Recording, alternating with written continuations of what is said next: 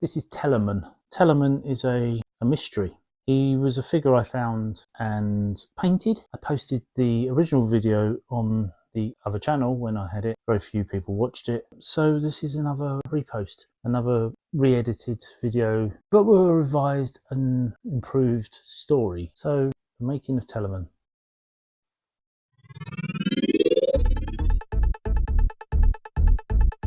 Primed it, black primer, and I'm thinking there's a number of skulls and things. I think what I'm going to do first is pick out all of the flesh and the skulls, but it's this that's the important bit. If it's a cloak, whatever it is, they're going to be different colours. I'm going to paint each strand different. Really involved and very detailed. I really needed to make up a story for this character because it's so involved. Tellerman! Oh, Tellerman! Tellerman! Tellerman! The shouts woke me. Damn it. I braved myself for falling asleep in the middle of the day. The stone hearth glowed softly and the heat filled the room, even though it wasn't really needed. The fire kept the pot warm. I focused on the flickering light and rubbed my eyes and then pushed myself, forced my legs straight and moved slowly and carefully away from that rocking chair and the fireplace towards the door. Pulled at the latch, opening the top half of the old door, and it squeaked loudly as more cries sounded and more light of the late afternoon poured in through the open portal. I rested my elbows on the bottom half of the door and leaned out. Bodies rushed past, eager to get a sight of the newcomer. They were dressed in work clothes, old aprons and trousers with patches, shirts with frayed collars or cuffs, dresses that had faded from new to muted shades of comfort and well worn.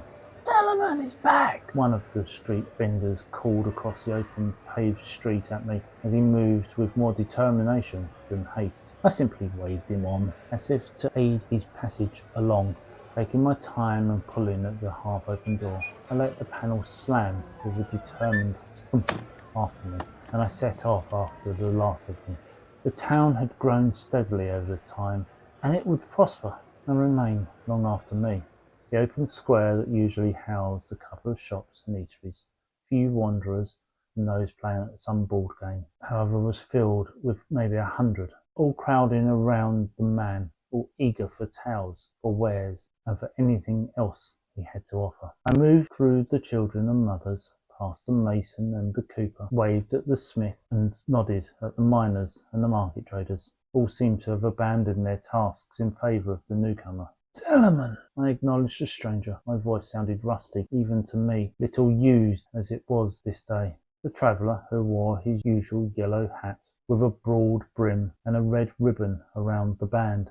It was a strong, wide-brimmed type of straw that shrouded his face and guarded his eyes. About his body, the same attire as before, a heavy cowl of thick fur, brown and tan. Grey and black covered his shoulders and chest, and atop a cloak of many colours, red and yellow, purple and mauve, blue and black, gold, silver and white, that hanged in tasselled streaks down his back, draping near to the floor. But it was the interior of his attire that marvelled those who sought him out on this hot day. Hanging from loops and fastenings on the inner lining of the cloak were an assortment of things. Faces in the shape of a mix of a man and a dog were prized by miners and pearl finders alike, savoured by men for their magic and mystery, also for their usefulness. As he opened the cape, there hung a pair of the marvellous faceless faces, with flexible pipes running from the nose in gaudy gold and looped into bottles of smooth black shells, and inside potions of pure,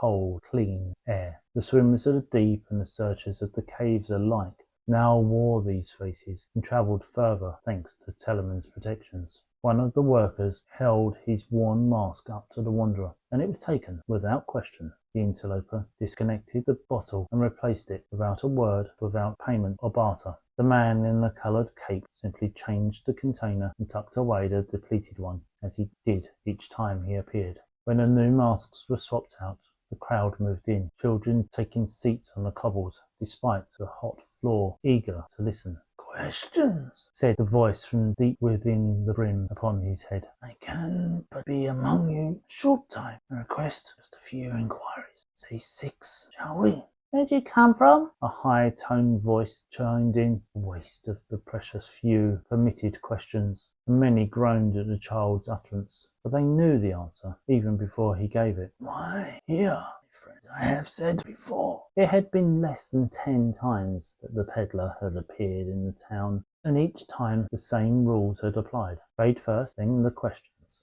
That first time, none believed his products, his potions, salves, remedies, and his tales. He'd simply shrugged and said, as he always did, I can but offer these few solutions. I give them for you to try. If you do not like them, then that is for you. I ask nothing for them. I will gladly take them if it is given, but I ask nothing. So here, take it, try it. If it doesn't suit, then give it back next time. It is all I request.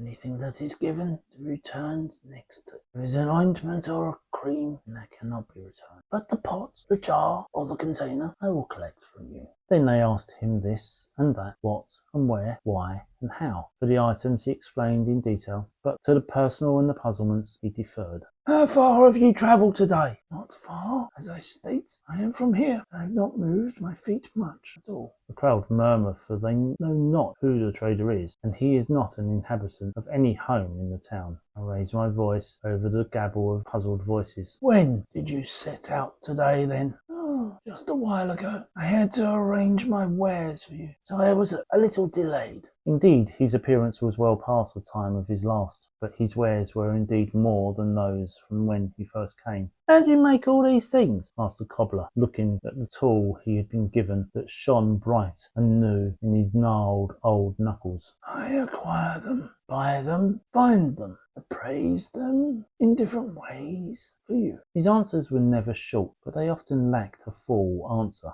Why? The inn owner's voice rose sweet and loudly over the crowd. Oh, curious question. One I'd ask. Why? What? The rich tones replied, sounding intrigued and entertained. Why do you acquire and buy these things if you will not take anything for them? It is not soundly to buy, to give away without making off of them, she clarified. Ah, the mind of a businessman. Or woman. No, it would not. That is true. It is not always about making a profit. Sometimes just about making people happy or making their lives a little bit easier. Finding new solutions for the cobbler to cut leather or the divers to breathe longer. It is something I can help with, and it makes you happier. That makes me happier. Isn't that worth it? How do you know to make these things or buy these tools when we have no knowledge of them until you share them with us? Asked the barrel maker across from the far side of the crowd. Yes. That is a question. A good question. I come from a place where these things are sold, and where they are easily remedied. But who said you came from here? Came another young voice. The mysterious man turned to the voice, and with a smile in his words, he pointed a finger at the face and stated, So I did. But no further answer. Mutters of confusion buzzed through the crowd. Now, that's today's question. I think I have time for a tale, a short one, but not here. We shall find a seat somewhere out of the sun, and then I must be off. Shall we? He waved a hand towards the inn at the far side of the square, and the crowd started to move, chatting and talking, murmuring and studying, looking at the new items that had been handed out. Tellerman did not move until the people were in motion, all of them except for me. I let the wave pass around me, watching him adjust and collect himself. And then, as he made his first steps, I spoke.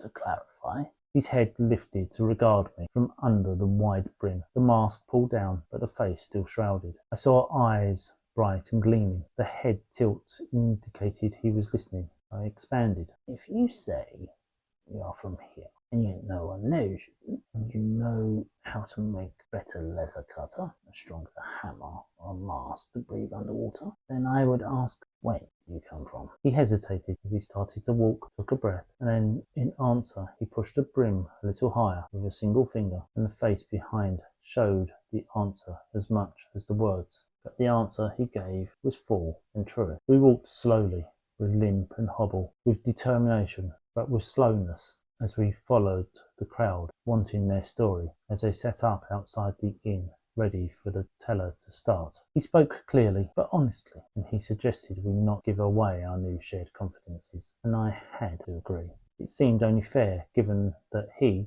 like me, came here from there. But no one need know when, if they don't know where, or why, or how.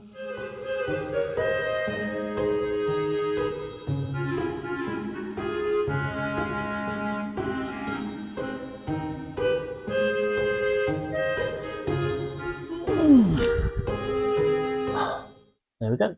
Tellerman as retold. All changed in a little bit, changed story. Hopefully I'll get a bit more appreciation on this channel. I'll be back next time with more things to do with models, role-playing games, and that sort of stuff. If you like these ideas, these stories, and all of that, you should follow me. No one needs so far. I said I wasn't going to pressure you into following me, but so far I've got the core 6. So if you like models with their backstories and role-playing game ideas and room that you can use in your games, characters and everything that's role-playing game, etc., then maybe subscribe. Until next time, I will see you anon. See ya.